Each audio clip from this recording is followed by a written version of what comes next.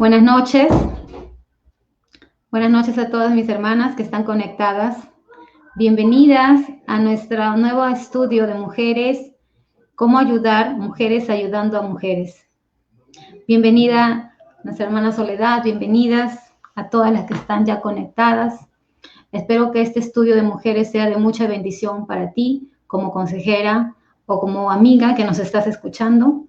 Hoy día vamos a hablar un tema muy importante que de mucho impacto para nosotras, y ese tema es cómo ayudar a alguien que ha sufrido abuso sexual. Y quiero que empecemos esta reunión orando. ¿Está bien? De las personas que ya están conectadas, me gustaría que ustedes me apoyen y en este momento podamos orar. Señor, en esta noche te doy las gracias por esta oportunidad que tú nos das de poder compartir este tema a la luz de tu palabra. ¿Qué es lo que tú dices, Señor? ¿Qué palabras de esperanza puedes dar tú a las personas que han pasado por este tipo de abuso? Te pedimos que tú tomes el control, Señor, en todo momento, y tu nombre sea glorificado en todo momento también, Señor. Te lo suplicamos en el nombre de Cristo Jesús. Amén. Muy bien, entonces empezamos con el tema. Al mirar esta figura me doy cuenta de que hay muchas personas que probablemente han sufrido abuso y nosotras jamás lo sabremos. Las personas que han sufrido abuso por lo general callan y guardan ese secreto por muchos años. Algunas personas incluso llevan este secreto a la tumba.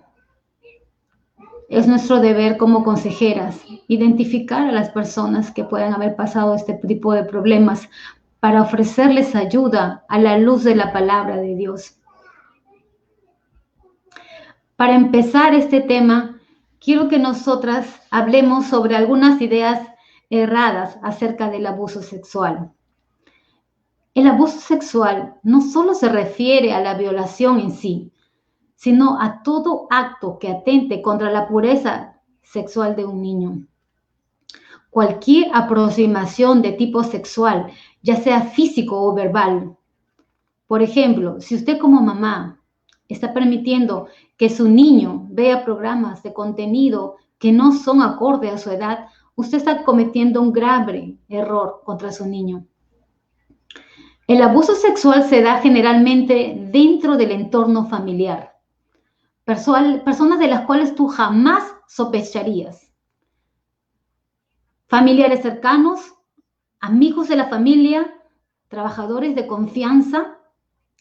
Es nuestra tarea ser precavidas y jamás exponer a nuestros hijos a personas que puedan ser heridos, personas que puedan herirlos profundamente.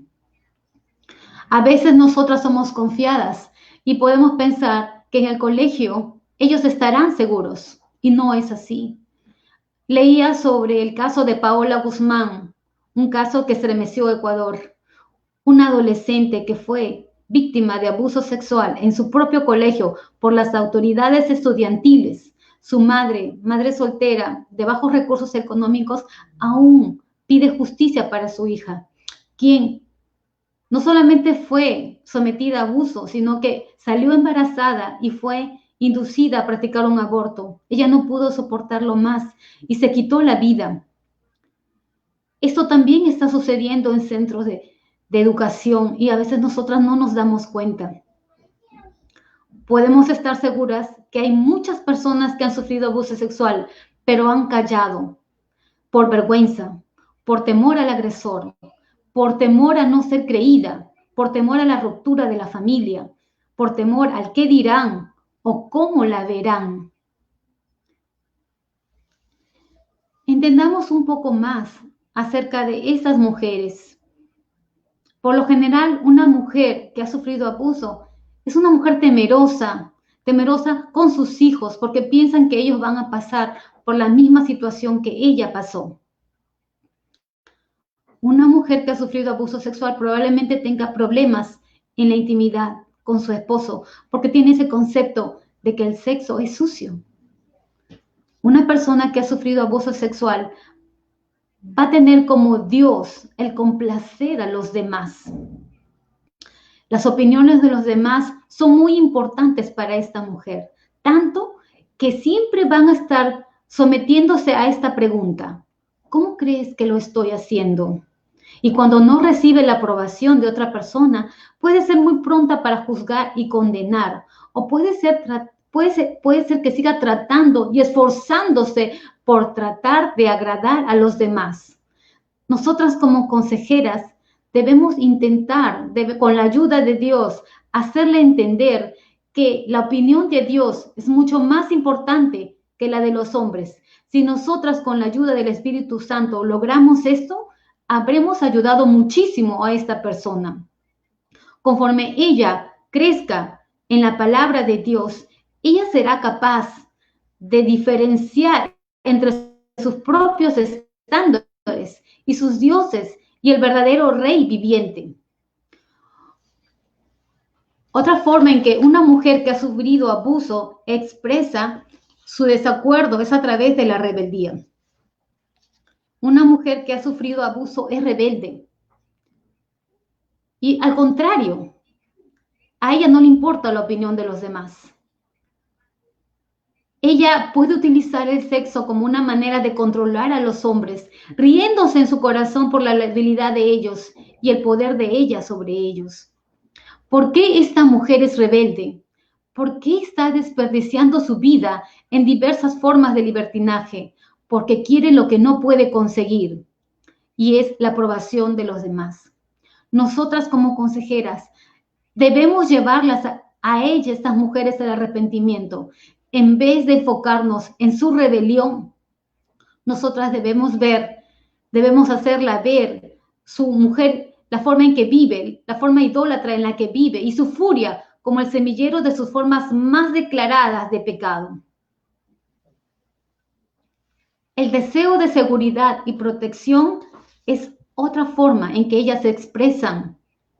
Nosotras debemos ayudar a estas mujeres a entender que la seguridad y protección se encuentra en Jesús, se encuentra en Dios. Su palabra dice que Él no nos va a dejar, Él no nos va a desamparar. Lamentablemente, muchas mujeres idolatran el deseo de seguridad y protección y muchas veces incurren hasta en la mentira con tal de evitar la confrontación.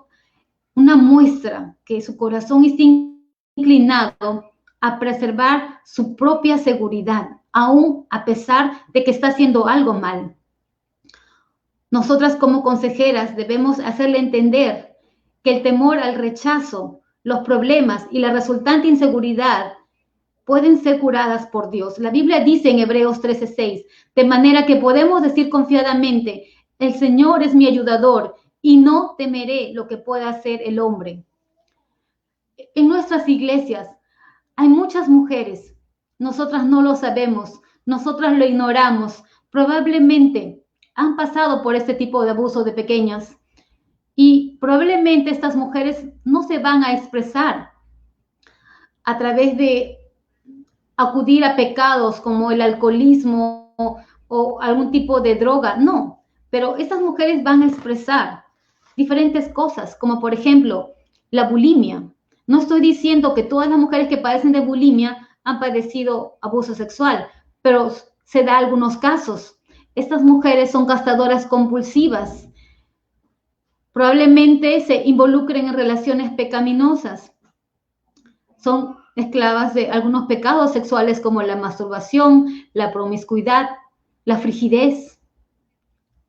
Nosotras como consejeras debemos enseñarles a despojarse de esta autoindulgencia, a manejar un presupuesto si gastan demasiado y a llevar toda preocupación y toda carga usando la palabra de Dios. Estas mujeres se sienten solas, caen en el pecado de la autocomiseración, se aíslan. Nosotras como consejeras debemos enseñarles de que no importa lo que ella haya pasado, ella es una persona valiosa en el cuerpo de Cristo. Nosotras como consejeras debemos tratar de involucrarlas en el servicio, en el ministerio, en la casa de Dios.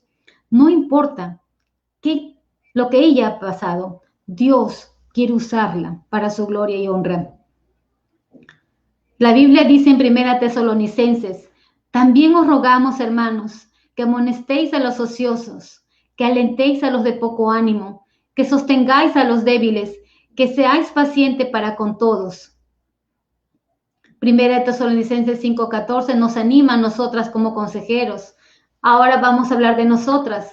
¿Realmente nosotras queremos ayudar a ese tipo de personas? ¿Queremos ser usadas por Dios? No es fácil, es todo un reto, pero en el Señor tú puedes lograrlo. Para empezar, una persona que quiere ayudar en la restauración de este tipo de personas tiene que entender que va a trabajar duro para ayudar al débil. Ya leímos 1 Tesalonicenses 5:14. Otra cosa que nosotros tenemos que tomar en cuenta como consejeras es que debemos ser cuidadosas para ayudar al débil, dándole consejo bíblico. Tengamos mucho cuidado de repetir las muletillas culturales como trabaje en su dolor, aprenda a amarse y a perdonarse, sane su niño interior, filosofías humanistas que no van de acuerdo a la palabra de Dios. Número 3, una persona que va a aconsejar tiene que ser capaz de identificarse con su pena, pero tengamos mucho cuidado. No permitamos que el sufrimiento entorpezca nuestro consejo. Una consejera es capaz de establecer metas y nuestra meta mayor no es que esta persona se sienta bien. Nuestra meta mayor debe ser glorificar el nombre de Cristo, restaurar a la persona e incorporarla al servicio de Dios. Finalmente, y lo más importante, una consejera debe ser capaz de brindar esperanza. Lo más importante, tenemos que brindar a esta mujer esperanza. En Salmos nos dice, porque no para siempre será olvidado el menesteroso, ni la esperanza de los pobres perecerá perpetuamente. Salmos 9:18. 5 puntos en que nosotras podemos construir esperanza en nuestra aconsejada. Número 1, animémosla a hablar de su pena con el Señor. Nosotras como consejeras debemos hacer que esta persona derrame su corazón delante de Dios, porque Dios es quien va a consolarla. Segundo, anímela a memorizar versículos que infundan esperanza. Tercero, enséñele sobre la soberanía de Dios. Qué importante que esta persona pueda descansar en que hay un Dios soberano. Él puede permitir el sufrimiento y el dolor, pero siempre lo permite para nuestro propio bien. Romanos 8:28 nos dice que todas las cosas nos ayudan a bien. Cada lágrima, cada pena, cada golpe está destinado para un bien supremo. ¿Y cuál es el bien? Que nosotras podamos conocer más a Cristo y conformarnos a la semejanza de Cristo. Número 4, enséñale que Dios tiene un plan con su vida. Quiero contarles un pequeño testimonio de Doris Van Stone, una mujer que vivió un orfanato. Ella fue sometida a diferentes tipos de abuso sexual. Ella dice en su libro, No hay lugar para llorar, el nombre del libro, honestamente, puedo decir que no hay nada en mi vida que cambiaría, no porque todas mis cicatrices hayan sanado o porque mi odio por el abuso se haya disipado, pero puedo decir que no cambiaría nada por esta única razón. Dios ha sido glorificado a través de mi sufrimiento y Él me ha usado para dar esperanza a otros cuyas cicatrices son tan malas, aún peores que las mías. Esta mujer entendió que el sufrimiento, Dios tenía un plan, y ese plan era que ella pueda restaurar a muchas personas. Usted como consejera debe guardar su corazón contra la impaciencia. No es una tarea fácil. Usted tiene que tener paciencia. Probablemente el proceso de restauración dure 1 año, 2 años, no lo sabemos, pero el Señor le va a dar la sabiduría para hacerlo. Vamos a hablar sobre 5 puntos para poder ayudar a una persona a vendar, a una persona a superar el proceso de abuso por el que ha pasado. Primeramente vamos a ayudarla a cómo enfrentar el pasado. Luego, cómo puede ella afrontar los sentimientos de culpa, cómo ella puede confrontar a su abusador, cómo puede superar la amargura y cómo puede ella descansar en la soberanía de Dios. 5 puntos importantes que toda consejera debe entender cuando se está tratando de restaurar a alguien. Primeramente, tenemos que ayudarla a enfrentar el pasado. Lo que sucedió en el pasado es importante, pero aún mucho más importante es cómo respondemos a aquellas cosas que sucedieron en el pasado. ¿Cómo responde ella a ello? Es importante que estas mujeres no se escondan en este pecado que cometieron contra ella. Filipenses 4:8 nos anima a pensar en todo lo verdadero. Y cuando una persona vive con el síndrome del recuerdo falso, fingiendo que el abuso no sucedió o que no importa, va a suceder esto. Ella debe aceptar el abuso como parte de su pasado. De lo contrario, va a ser difícil ayudarla. Ella debe reconocer que Dios quiere usar su pasado para su gloria. Dios quiere enseñarle a ser compasiva y a consolar a otros.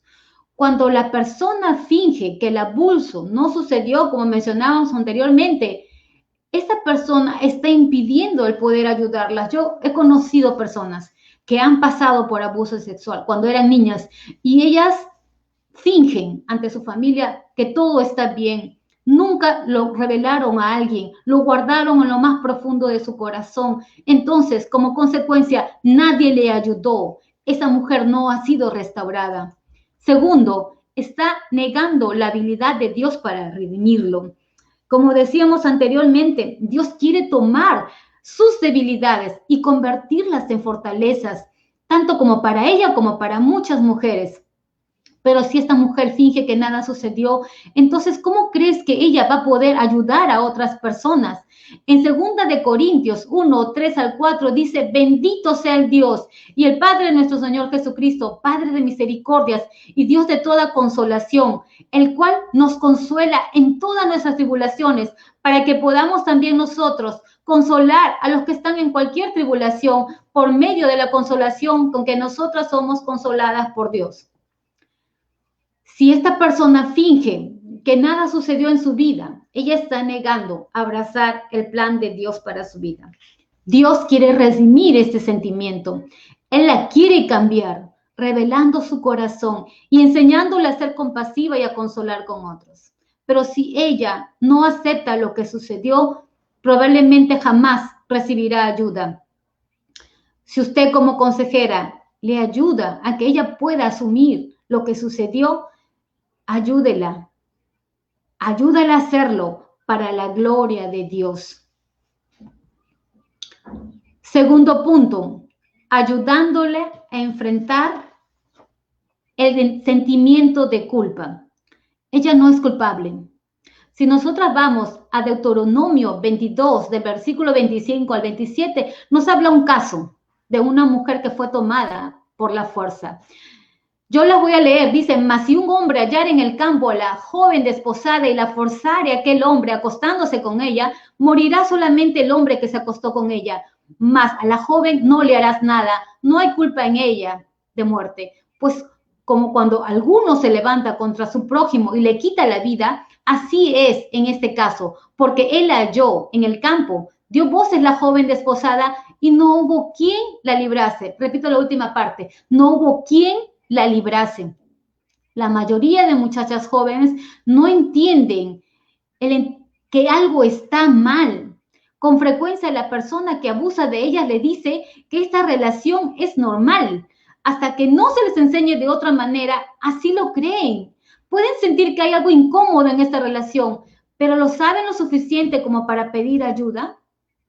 Otro punto que quiero recalcar es que hay muchas jóvenes que le cuentan a sus madres lo que está pasando y sus madres deciden ignorarlas, aún el peor de los casos, castigarlas por decirlo. Conocí el caso de una joven que fue abusada por su propio padrastro. Ella le contó a su mamá y su mamá cómo actuó, la golpeó, solamente hizo eso, golpearla. Usted como consejera tiene que hacerle esas preguntas para determinar si esta persona es culpable. Pregunta 1. ¿Sabías que la actividad en la que estabas involucrada estaba mal? Número 2. ¿Había alguien a quien le podrías haber pedido ayuda? Número 3. Si pediste ayuda, ¿te creyeron y te protegieron? Si su aconsejada contesta negativamente a cualquiera de estas preguntas, debes enseñarle lo que la Biblia enseña. No hay pecado en esta mujer, no hay pecado en esta muchacha, no hay pecado en esta joven. Dios nos recuerda que nosotros no causamos el pecado de otra gente. Ellos son responsables por su pecado. Las mujeres muchas veces asumen la responsabilidad del pecado que no les corresponde y se sienten culpables. Muchas mujeres luchan en esta área porque no quieren creer que una persona que supuestamente debió amarlas, cuidarlas y protegerlas, actuó de manera tan malvada. Para ellas es más fácil creer que ellas provocaron el abuso en lugar de pensar que las personas que debían cuidarlas eran personas viles. 3 preguntas que tú tienes que hacerle y ella se dará cuenta de que no era culpable, no es culpable de aquello que sucedió. Siguiente punto, hablemos sobre la culpa falsa. Muchas personas han admitido que sí, quizás de repente sí, sabían que estaban haciendo algo mal, sabían que esta relación no era normal. Entonces, ¿cómo podemos ayudarlas? Simplemente les decimos que confiese su pecado delante del Señor, que Él nos perdona. Pero muchas veces ellas caen en el pecado de la incredulidad. No pueden creer que Dios puede perdonarlas. O aún peor, ellas dicen, no me siento perdonada. Esa palabra, no me siento perdonada. Algo que nosotras tenemos que hacerles entender como consejeras es que el perdón no es un sentimiento. El perdón es una promesa. En Isaías 43:25 dice claramente, yo soy el que borro tus rebeliones por amor de mí mismo y no me acordaré más de tus pecados. Tú como consejera debes hacerle entender de que esa persona debe abrazar la promesa de Dios que dice que Él borra nuestras rebeliones. Su aconsejado debe abrazar esta verdad y no solo ello, sino que tiene que evitar diálogos de autocondena que pueden destruirla. Sea paciente, porque esto tomará tiempo. Isaías 43:25 es la promesa de Dios, de que una vez que Él nos perdona, jamás se acuerda más de nuestros pecados. Enfrentando al abusador. Si esta persona ha llegado a los pies de Cristo, si esa persona ha tenido un encuentro con Jesús, entonces probablemente ella esté dispuesta a perdonar a los demás. El perdonar es por amor al Señor, es por obediencia al Señor y al infractor. Nunca nosotras perdonamos para que nos podamos sentir mejor, aunque la Biblia dice que la obediencia trae bendición. La Biblia dice en Lucas 17:3, mirad por vosotros mismos, si tu hermano pecare contra ti, repréndele, y si se arrepintiere, perdónale, y si 7 veces al día pecare contra ti, y 7 veces al día volviere a ti diciendo, me arrepiento, perdónale. Ella debe entender que antes de confrontar a su ofensor, debe de perdonar de la manera en que Cristo la perdonó a ella. Otorgar el perdón parece difícil, pero no es imposible. No es imposible cuando entendemos que Cristo murió por nosotras, cuando entendemos que Él nos perdonó pecados a nosotras. 3 cosas que tienes que recordar. El perdonar es por amor al Señor, no para que te sientas mejor. El perdón no es un sentimiento, el perdón no es olvidar, es un acto de voluntad en respuesta al mandamiento de Dios de perdonar al arrepentido. Y finalmente, tienes que entender que como Cristo te perdonó, tú también puedes perdonar a tu ofensor. No hay nada imposible para el Señor. Él quiere lo mejor para ti y lo mejor es perdonar lo que la Biblia nos ordene. ¿Cómo podemos ayudar a nuestras aconsejadas a evitar en el pecado de la amargura? Algo que ellas tienen que entender es que la amargura causa problemas. La amargura envilece, contamina a muchos, especialmente las personas que están a nuestro alrededor. Quizás son tus hijos, quizás sea tu esposo, pero la Biblia dice en Hebreos que estorba y contamina a muchos. Algo que ellas tienen que entender es que la amargura es pecado. La amargura es pecado, tan pecaminoso como el pecado que cometieron contra ella. ¿Qué tiene que hacer? La Biblia dice en Efesios 4, 31, 32, quítense de vosotras toda amargura, enojo, ira, gritería y maledicencia y toda malicia. Antes sed benignos unos con otros, misericordiosos, perdonándoos unos a otros, como Dios también os perdonó a vosotros en Cristo. Nosotras como consejeras debemos animarles a despojarse de todo aquello que no le edifica, la ira, el enojo, la amargura, y revestirnos de ¿qué? De misericordia, de perdón. A nuestras aconsejadas debemos enseñarles que el pecado de la amargura es algo que nosotras no podemos tratar, no podemos entender, no podemos trabajar. Simplemente nosotras tenemos que arrepentirnos. Muchas de las señoritas que han pasado por esta situación tan difícil se hacen esta pregunta: ¿por qué? ¿Por qué me sucedió a mí? Es difícil explicarles, pero algo que nosotras tenemos que hacerles entender es que vivimos en un mundo caído. Vivimos en un mundo caído, maldito por el pecado. Pecamos contra Dios y contra los demás, y los demás también pecan contra nosotras. Debemos hacerle entender que la soberanía de Dios no les roba a las criaturas su voluntad. Dios está por encima del pecado, del sufrimiento, pero Él no es su autor. Algo que también deben ellas entender, que el sufrimiento no es un castigo. En Juan 9:3, cuando les preguntaron a Jesús acerca de un ciego de nacimiento, ¿quién pecó, él o sus padres para que naciera ciego? ¿Y qué dijo Jesús? No es que pecó este ni sus padres, sino para que las obras de Dios se manifiesten en él. Dios, Él quiere que su obra poderosa se manifieste en ti. Dios tiene un plan para tu vida. Sé que puede ser difícil para ti entender esto, pero Dios tiene un plan. Él quiere usarte. Él quiere usarte. Ya para terminar, quiero que entiendas que las bendiciones que Dios quiere para tu vida, nuestras luchas personales pueden convertirse en manantiales de vida. Quiero que memorices este pensamiento. Tus luchas personales pueden convertirse en manantiales de vida.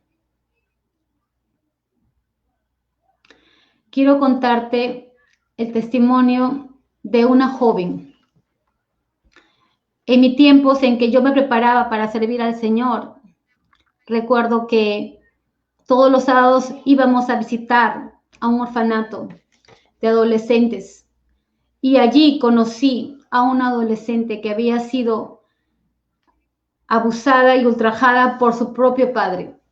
Recuerdo que la encargada de este ministerio conversaba conmigo y me decía: Julie, quisiera que tú la ayudes. Quiero que converses con ella. Para mí era difícil, realmente era muy difícil, porque cada vez que la observaba, ella tenía una mirada perdida, llena de odio y de dolor. Así que me puse a orar y oraba y le decía, Señor, ¿qué puedo decirle a esta persona? Quiero que tú me guíes. Un sábado, ella estaba alejada de las demás, no participaba en ninguna actividad. Me acerqué y le dije, sé que te han lastimado, sé que te han herido, pero quiero decirte que hay una persona que quiere ayudarte y promete jamás lastimarte. ¿Tú quisieras que yo te hable de esta persona? Ella me miró a los ojos y accedió. Y recuerdo que esa mañana ella aceptó a Cristo en su corazón. Al siguiente sábado, como todos los sábados, acudimos al orfanato y esta adolescente ya participaba de las actividades. Era otra persona.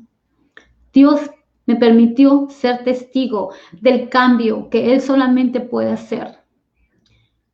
Empezamos a enseñarle la Biblia a este grupo de jóvenes y de pronto la vi sonreír. Yo no podía creerlo, pero es el poder de Dios. Cuando nosotros vamos a la Biblia, podemos ver la historia de José. José, un hombre que fue lastimado por sus propios hermanos, odiado por sus propios hermanos, vendido por ellos. Nunca se sumió en la autocomiseración, sino todo lo contrario. En Génesis 41, 51, 52 dice, llamó José el nombre del primogénito Manasés, porque dijo, Dios me hizo olvidar todo mi trabajo y toda la casa de mi padre. Y llamó el nombre del segundo Efraín, porque dijo, Dios me hizo fructificar en la tierra de mi aflicción. José no estaba diciendo que se había olvidado de todo aquello que le había sucedido, no. Pero él reconoció a sus hermanos cuando llegaron a Egipto y la emoción lo venció. Dios había hecho que él olvide ese aguijón.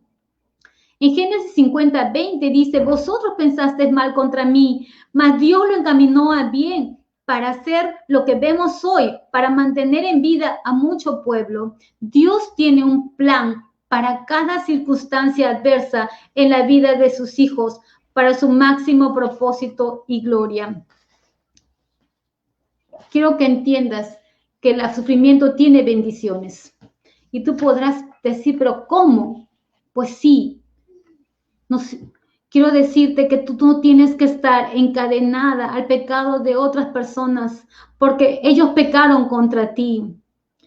Y quiero decirte que conforme tú te acerques a Dios y deposites tu fe en Él y le obedezcas por medio del poder del Espíritu Santo, la oscuridad del pesado de tu pecado hará que el resplandor de tu vida brille aún más.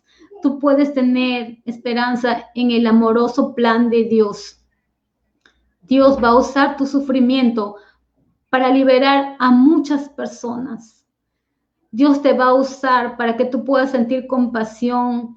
Dios te va a usar para que tú muestres misericordia a aquellas personas que pasaron por situaciones como tú o aún peores que tú. Él quiere usarte. Quizás Dios permitió que esto sucediera para que tú pudieras conocerle, para que tú voltees y veas la cruz, para que tú puedas fijar tu mirada en Él. Muchas veces nosotras vivimos lejos de Dios y pensamos que podemos depender de nosotras mismas. Somos autosuficientes, somos orgullosas, somos soberbias, le hemos dado la espalda a Dios. Pero a través de estas circunstancias, nosotras nos podemos acercar a Él y Él puede hacer una gran obra en nosotras. José nombró a su hijo Efraín porque dijo, Dios me hizo fructificar en la tierra de mi aflicción. Y quiero que sepas que en esta noche que Dios quiere fructificarte en medio de tu aflicción. Ahora yo te pregunto, ¿tú vas a seguir hundida en este pecado de la amargura, de la autocomiseración, de la falta de perdón? Sí, bien es cierto, lo que yo te dije al inicio, probablemente sí, las personas pecaron contra ti, pero tú eres responsable de cómo tú respondes a ese pecado que cometieron contra ti. Quiero decirte que hay esperanza en Dios. Hay esperanza en Dios. Y si tú le entregas tu corazón y si tú estás dispuesta a confiarle este problema a una persona madura espiritualmente, a quien tú puedas rendirle cuenta, a quien tú puedas abrirle tu corazón y confiarle lo que te sucedió, Dios va a usar a esta persona. Dios te va a restaurar a ti. Y créeme, este es un proceso, es una herida. Una herida. ¿Qué pasa cuando te lastimas? Tú vas probablemente a la posta, al hospital, para que te laven la herida. Esa herida va a doler. Cuando van a raspar, va a doler. Y ese procedimiento sigue.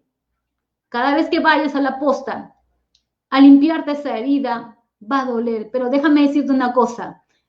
Cada vez que se repite ese proceso, el dolor será menos. Y llegará un momento en que ya no va a doler. No dolerá. No significa que te olvidarás que tuviste una herida, pero no va a doler. Y eso solamente puede hacerlo Jesús. Ese trabajo de restauración, de sanación, solamente puede hacerlo Jesús. Así que yo te invito a que tú converses con Él, cuéntale lo que te sucedió, pídele perdón, perdona a las personas que te hicieron daño. Dios quiere que tú seas libre de ese dolor. Dios quiere usarte para su gloria y honra. Y tú, como consejera, yo te quiero hacer unas preguntas ya para terminar. ¿Estás dispuesta a invertir tu tiempo en la vida de esta persona? Tú tienes que entender que ese trabajo le pertenece al Señor y que esta persona tiene que ser dependiente de Cristo. Pero ¿tú estás dispuesta a soportar su carga? Si tú lo estás, entonces yo puedo decirte que tú estás cumpliendo la ley de Cristo que dice que tú estás amando a tu prójimo como tú te amas. Hay un versículo muy importante en esta lección. La Biblia dice en Isaías 61:1, Él puede quitar sus vestidos de vergüenza y humillación y reemplazarlos con gracia y confianza. Él puede enseñarle a sonreír el futuro. Los quebrantados de corazón son el ministerio especial del Mesías. Los quebrantados de corazón son el ministerio especial del Mesías. Él nos ha enviado a los quebrantados de corazón. Espero que tu tarea como consejera sea fructífera, pero recuerda que cualquier tipo de obra que hagamos, nosotras vamos en el nombre de Jesús. Él conoce nuestro corazón. Él sabe que nosotras queremos ser de bendición, pero no solamente requerimos intención, sino preparación y oración. De verdad, te animo a que sigas este curso. Te animo a que tú puedas matricularte en este curso de Mujeres Ayudando a Mujeres. Tengo un material para toda consejera en Word y en la presentación en PowerPoint. Y vamos a tener algún momento clases en Zoom para conocernos, porque tengo alumnas que son de otras iglesias y doy gracias a Dios por esa iniciativa que tú tienes de querer ayudar a otras personas y ser de bendición. Mi oración es que Dios te use para su gloria y honra. Bendiciones a todas. Gracias por conectarte el día de hoy. Nos estaremos viendo en la siguiente lección. Dios te bendiga.